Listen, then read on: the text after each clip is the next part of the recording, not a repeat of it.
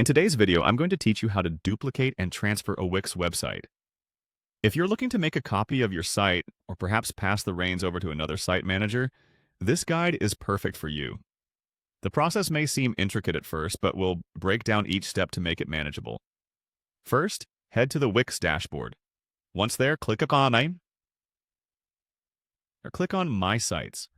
This is where you'll find a list of all the websites you've created or managed with your account. From this list, choose the site you'd like to duplicate. As you make your selection, make sure it's the correct site by reviewing its name and thumbnail image. It's always good to double-check before proceeding with any changes. Once you've confirmed your site, locate the Site Actions menu. Clicking on this will reveal several options related to your current site. This menu is a hub for various administrative actions.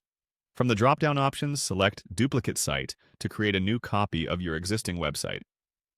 When prompted, you will need to type in a name for your newly duplicated site. Keep in mind that this name should be descriptive enough for you to identify its purpose or uniqueness easily. This could save you time later if you manage multiple sites. After naming your new site, go ahead and click Duplicate. Wait for a brief moment as the duplication process takes place. You'll now have a duplicate of your site ready for any adjustments or specific needs.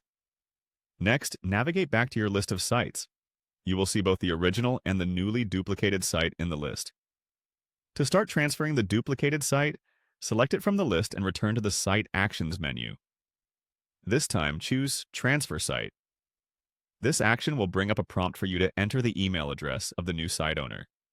Be sure to type this carefully, as mistyping the email could lead to errors or site access issues. Following the email input, you'll be asked to describe the new owner. Choose an appropriate description to keep everything in order. This step may seem minor, but it's important for record keeping and understanding the different roles in your management circle. Click Continue to move on. You'll be met with an additional confirmation page.